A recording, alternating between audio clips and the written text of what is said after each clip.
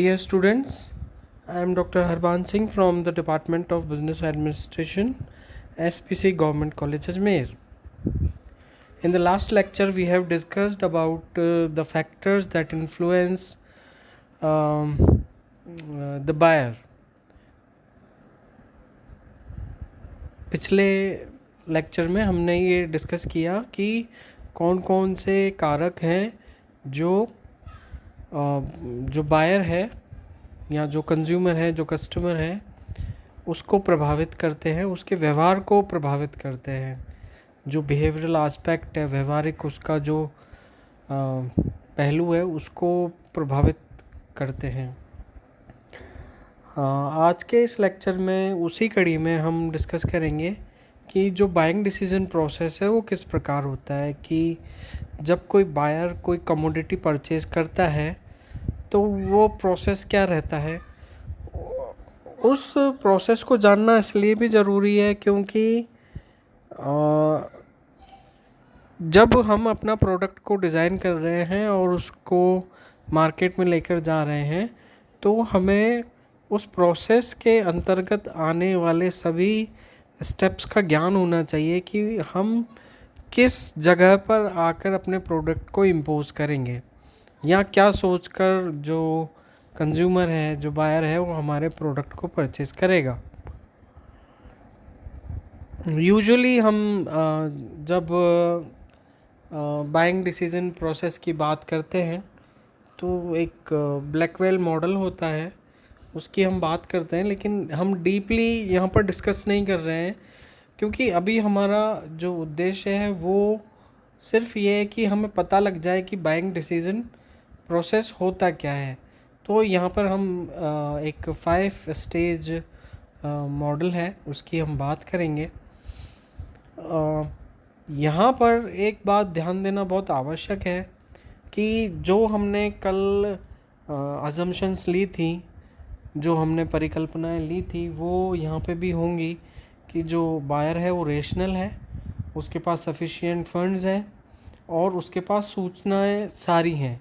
वो प्रोडक्ट के बारे में जानता है, वो मार्केट के बारे में जानता है। तो इन्हीं परिकल्पनाओं के साथ में अब हम डिस्कस करते हैं 5 स्टेज मॉडल को। 5 स्टेज मॉडल में जैसा कि आप अपने राइट हैंड पर एक छोटा सा डायग्राम भी देख सकते हैं, 5 स्टेजेस दी गई हैं। पहली प्रॉब्लम रिकॉग्निशन, यहाँ पर जो समस्या है उसको पहचानना ज़रूरी है।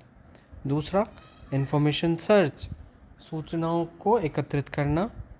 इवेल्युएशन ऑफ ऑल्टरनेटिव्स, जो ऑल्टरनेटिव्स हैं, डिफरेंट जो ऑल्टरनेटिव्स हैं, हम विकल्प कह सकते हैं उनको। तो जो अलग अलग विकल्प है उनका परीक्षण करना अनिवार्य है। और फिर है परचेज डिसीजन।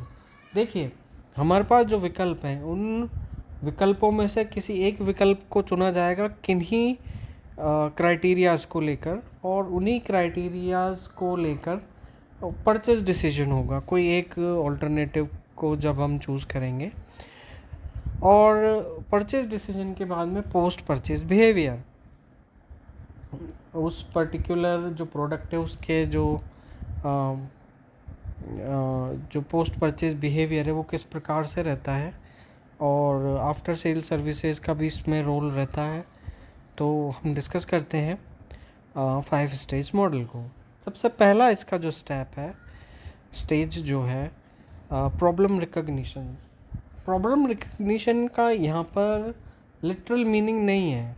प्रॉब्लम रिकग्निशन का मतलब ये है कि जो बायर है उसको ख़रीदना क्या है, क्या उसको समस्या आ रही है कि उसे कोई प्रोडक्ट ख़रीदना पड़ेगा। एक बहुत सिंपल सा एग्जांपल हम लेते हैं।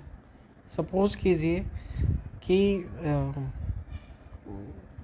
जो सादा बर्तन है उसमें जब चावल पकाए जाएंगे तो लगभग 15 मिनट में पकेंगे, लेकिन समय की कमी होने के कारण उसको शायद हम जल्दी नहीं पका सकते। इसीलिए जो बायर है, सपोज़ कीजिए कि प्रेशर कुकर के बारे में सोचता है, तो उससे उसका समय बचेगा।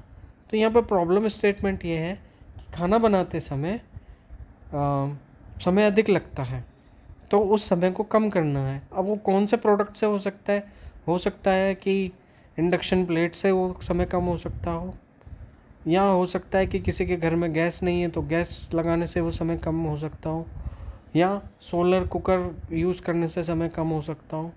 इस तरीके से जो बायर की नीड्स वांट्स हैं, जो उनकी जो ज़रूरत है, उसके हिसाब से प्रॉब्लम रिकग्निशन की जाएगी। तो जो बायर है उस समय पर किस प्रकार से उस प्रॉब्लम को फेस कर रहा है, वही प्रॉब्लम उसी प्रकार से वो रिकग्नाइज करेगा। नेक्स्ट आता है इंफॉर्मेशन सर्च। सपोज़ कीजिए कि कोई प्रोडक्ट उसको लेना है तो उस प्रोडक्ट के बारे में सर्च करेगा। नॉर्मली अब देखा जाता है कि तुरंत हम अपने मोबाइल को लेकर अमेज़ॉन, फ्लिपकार्ट, टाटा क्लिक या कोई दूसरे जो ऑनलाइन ऐप्स हैं उन पर इंफॉर्मेशन सर्च करते हैं कि पर्टिकुलर प्रोडक्ट कितने का है, कहाँ पर सस्ता मिलेगा, ऑनलाइन सस्ता मिलेगा अथवा ऑफलाइन सस्ता मिलेगा, हमें ज़रूरत कब है, कब उसकी डिलीवरी होगी, या हम मार्केट से उसको इजीली परचेज कर सकते हैं, या होम डिलीवरी उसकी हो जाएगी मार्केट से। इस प्रकार से पूरी जो सूचनाएं हैं उनको इकट्ठी हम कर लेते हैं। जैसे सूचना हम इकट्ठी करते हैं, हमारे पास कुछ विकल्प बन जाते हैं, product A, product B, product C, product D. इस तरीके से कई सारे प्रोडक्ट के हमारे पास ऑल्टरनेटिव क्रिएट हो जाते हैं। उस हिसाब से फिर बहुत सारे ऐसे बिहेवियरल कंसिडरेशंस होते हैं जिनके बारे में मैं डीपली चर्चा नहीं करूँगा आपसे। मैं आपको समझाता हूँ एक एग्जांपल से। सपोज़ कीजिए कोई भी एक प्रोडक्ट है जिसका बजट 10,000 है, तो अगर वो प्रोडक्ट 10,000 से ज़्यादा का आ रहा होगा तो बायर अपोज करेगा, उसको कोशिश करेगा कि वो अपने बजट के अनुसार ही उस प्रोडक्ट को खरीदे।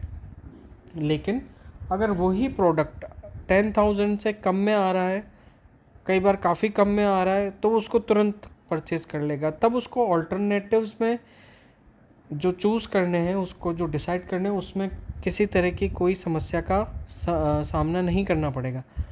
लेकिन यदि उसके मन में उसके जो प्रेफरेंसेस हैं, जो उसका टेस्ट है, उसके हिसाब से अगर वो प्रोडक्ट कहीं पर फिट नहीं बैठ रहा है, तो उसके ब्रेन में कॉम्प्लेक्सिटी क्रिएट होगी और वो बहुत इजीली उन प्रोडक्ट्स में से एक विकल्प का चुनाव नहीं कर पाता है। तो ये एक इंटरमीडिएटरी स्टेज ऐसी है जहाँ पर कंपनी को या मार्केटिंग मैनेजर को बहुत दिमाग लगाकर यहाँ पर ये डिसीज़न लेना होता है कि वो अपने प्रोडक्ट की कैटेगरी क्या रखे, प्राइस कैटेगरी क्या रखे, क्वालिटी कैटेगरी क्या रखे, और भी बहुत सारे डिसीज़न यहाँ पर हो सकते हैं। लेकिन सपोज़ कीजिए प्रोडक्ट बी हमको समझ में आता है तो हमने प्रोडक्ट बी खरीद लिया। अब प्रोडक्ट बी खरीदने के बाद में हमारी जो नीड्स और वांट्स थी वो किस प्रकार से सेटिस्फाई हुई हैं, क्या खाना बनाने में लगने वाला समय कम हुआ है वास्तव में? यदि नहीं तो वापस से प्रॉब्लम रिकग्निशन की जाएगी।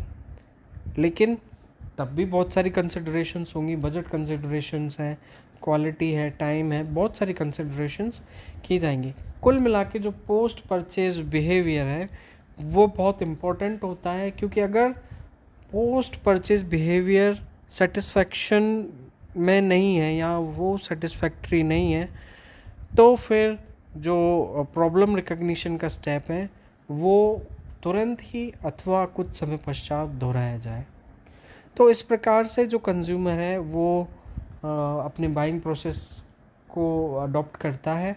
और 5 स्टेज मॉडल हमको ये समझने में हेल्प करता है कि जो प्रोडक्ट है वो प्रोडक्ट इन स्टेजेस के हिसाब से हम किस पर्टिकुलर पोजीशन पे लाकर रखें कि जो बायर है वो बायर असमंजस में ना हो, उसको कन्फ्यूजन ना हो, कॉम्प्लेक्सिटी क्रिएट ना हो, और वो बहुत इजीली अपने परचेज डिसीजन को ले सकें। आज ये जो 5 स्टेज मॉडल है इसका जो इम्प्लीकेशन पार्ट है वो हम नेक्स्ट लेक्चर में डिस्कस करेंगे। Thank you.